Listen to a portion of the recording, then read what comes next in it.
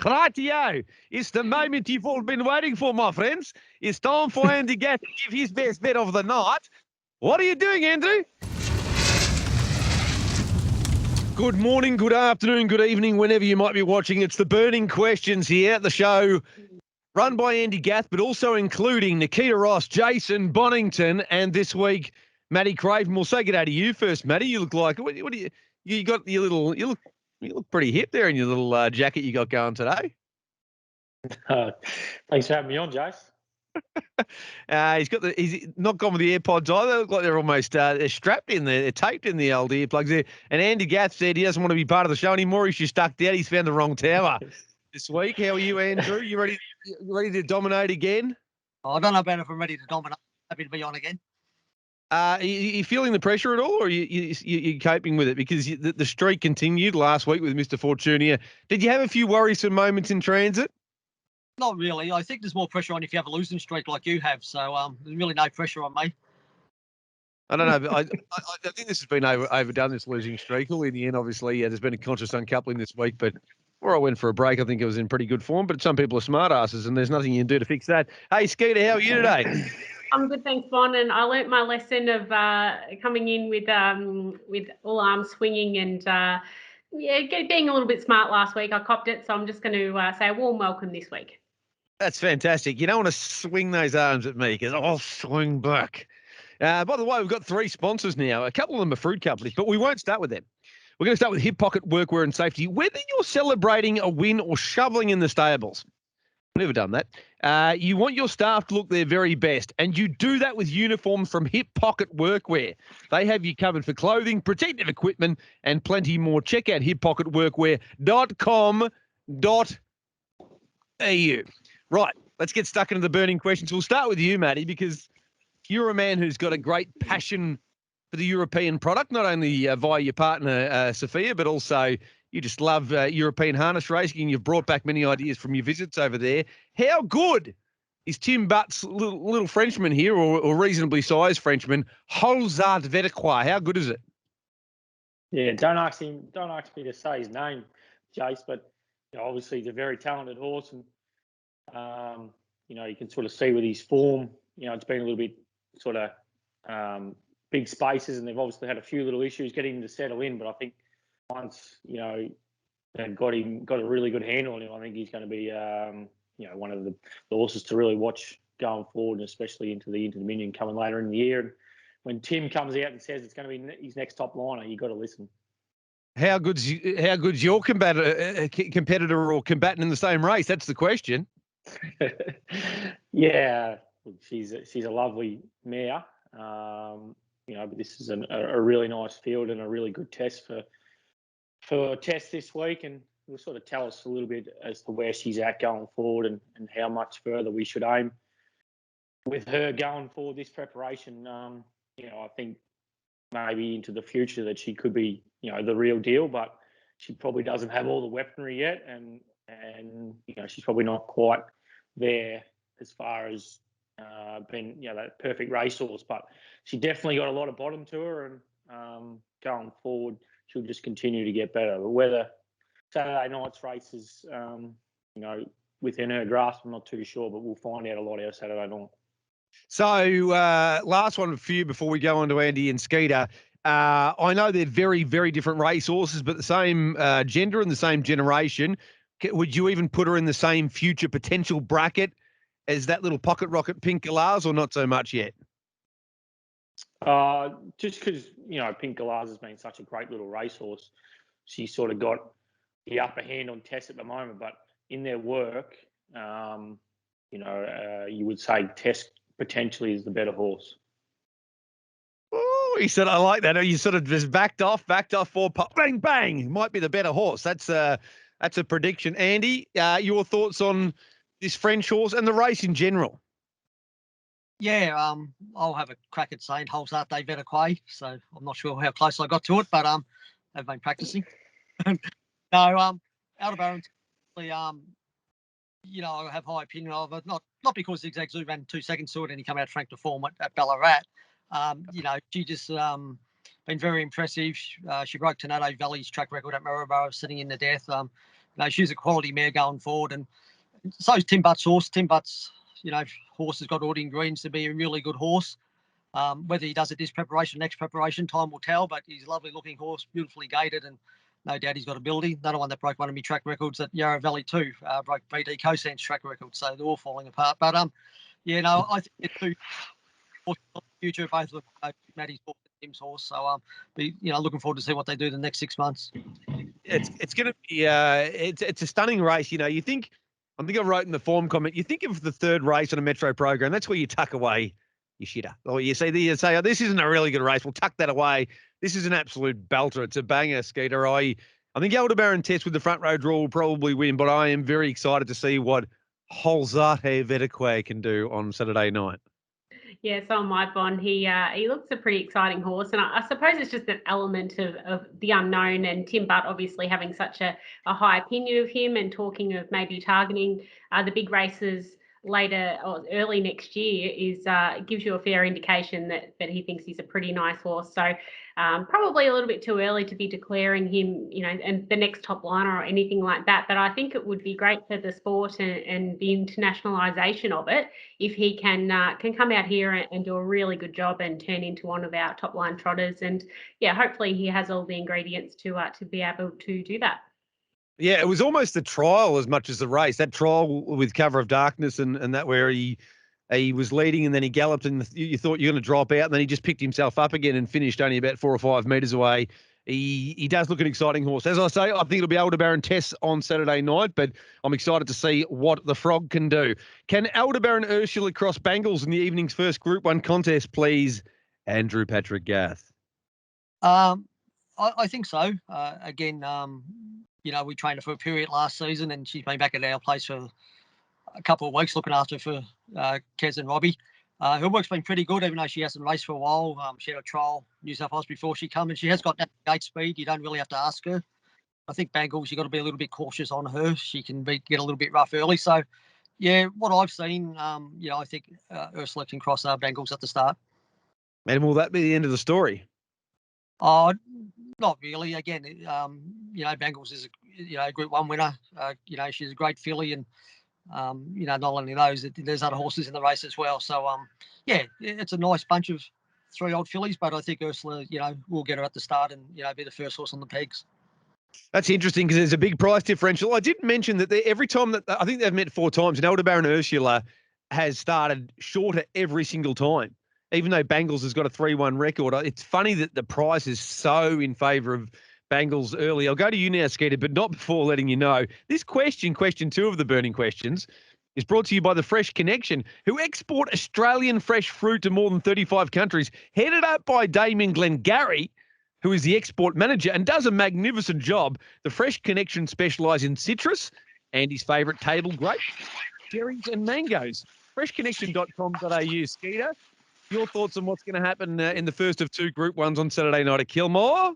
Yeah, I tended to think that maybe Banglez would be able to keep Aldebaran Ursula here, but the only slight question mark is I don't think Banglez is absolutely foolproof. We saw her make a mistake. It was later in the run, but we still did see her make that mistake first up. So if the pressure is put on, I don't know if she is foolproof, but I thought in terms of natural gate speed, if Banglez did come out as well as she can, she probably maybe has the upper hand. But I was actually really surprised in terms of the difference in the market between the two.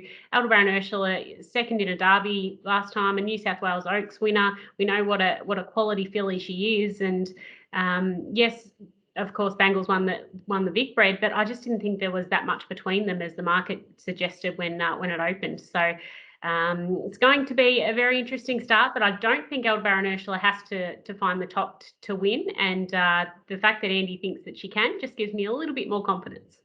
Well, you've disagreed with him. That's like going to church and disagreeing with Jesus Christ at the moment. So you've just got to be a little bit careful there, Skeeter, if you want any chance at the afterlife or the harness racing afterlife.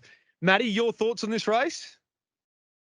Look, it's just a really even bunch of fillies, and the draws probably favoured Banglez on the inside. But if Andy thinks Ursula can cross, it's going to be a big advantage to her if she can find the fence. And if it doesn't happen that way, there's a bit of pressure in the race.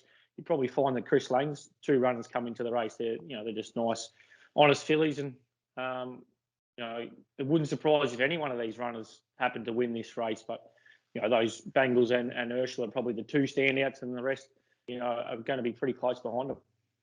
What room are you in there at the house? It looks very cozy and comfortable, Matty. I just want to be there. It feels like you got some condiments in the background, a little bit of a brick wall. What room's that? Oh, this is the kitchen, brother. It doesn't look like a kitchen. That's a very rustic looking kitchen. I like it. I think we might have some mayonnaise back there. Might need to put that one in the fridge.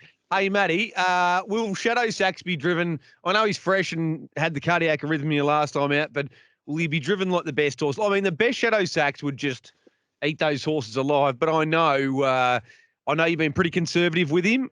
He's an old boy now. You just want to treat him with kid gloves. What are we going to see on Saturday night?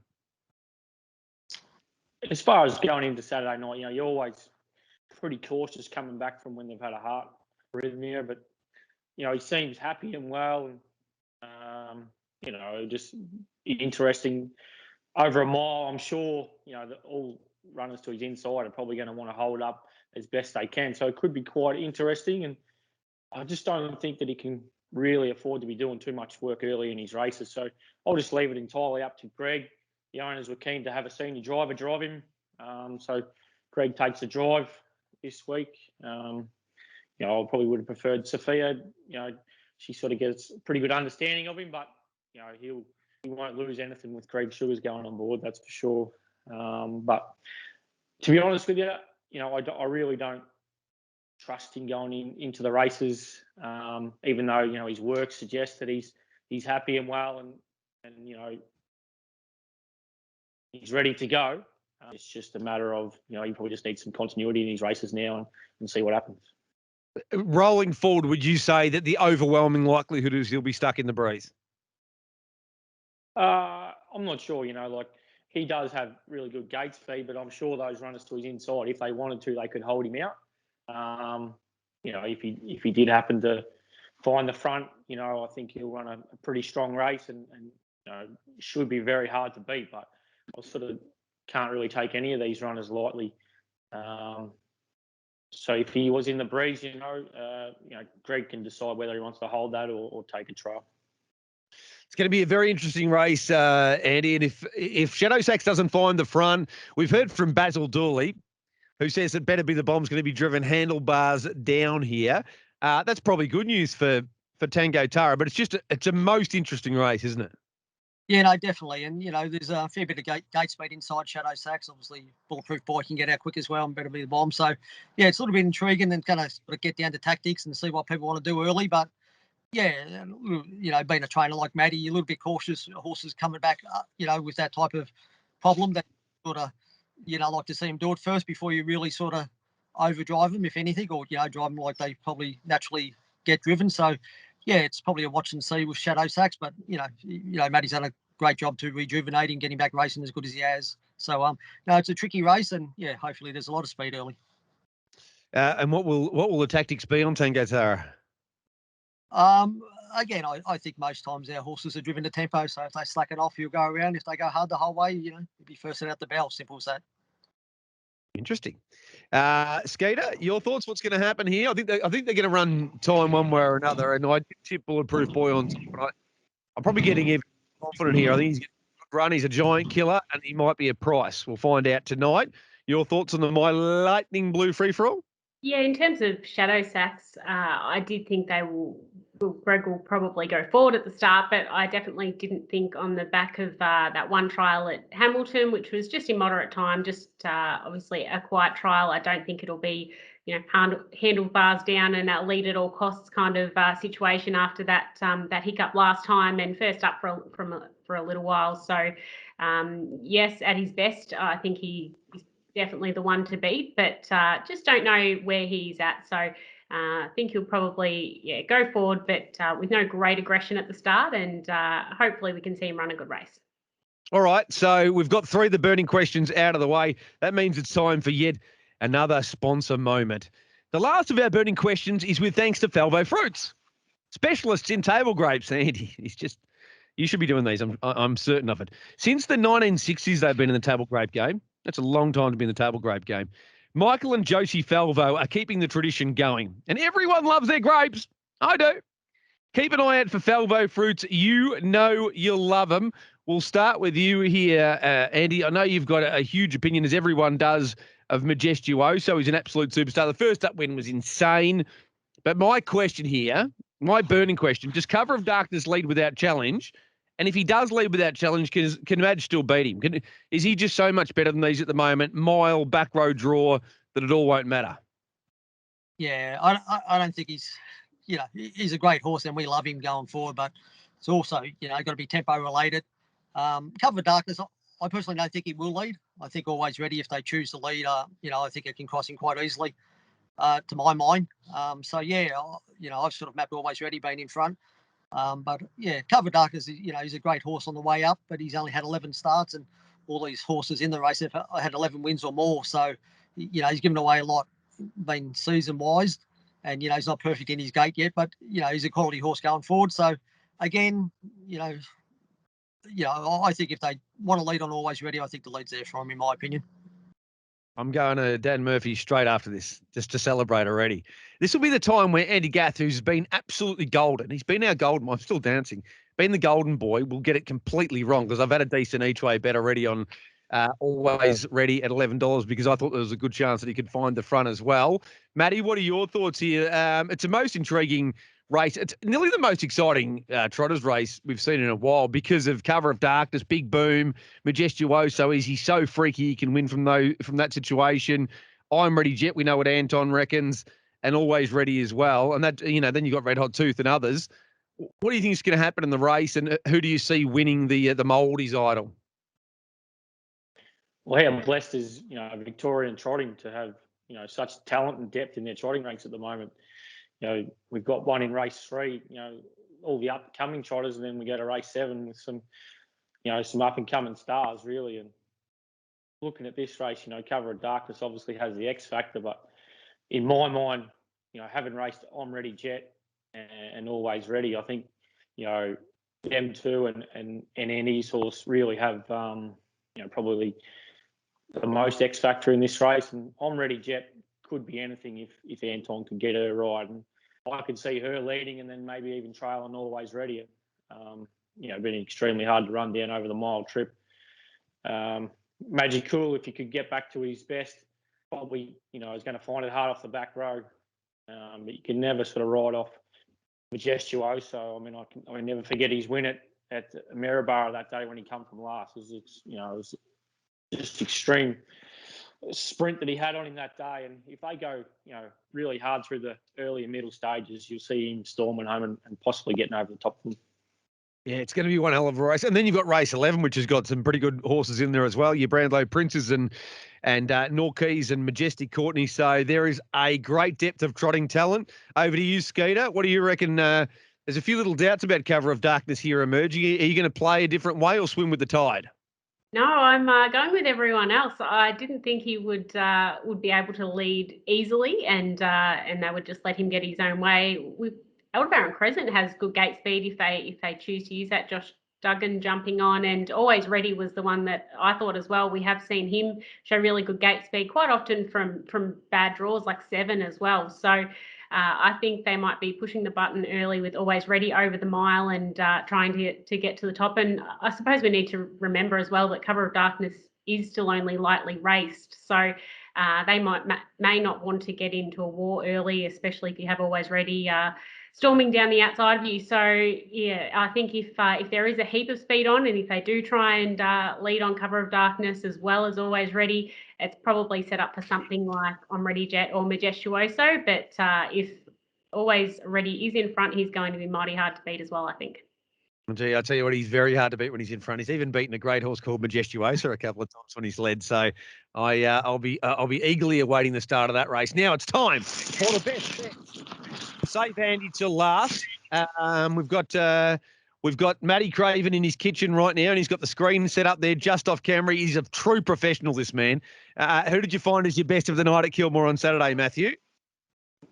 I don't exactly have a best bet for you, Bon, but I've got a few value bets if you want that.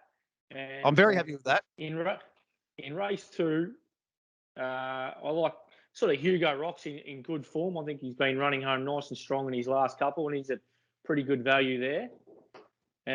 If we move through the card,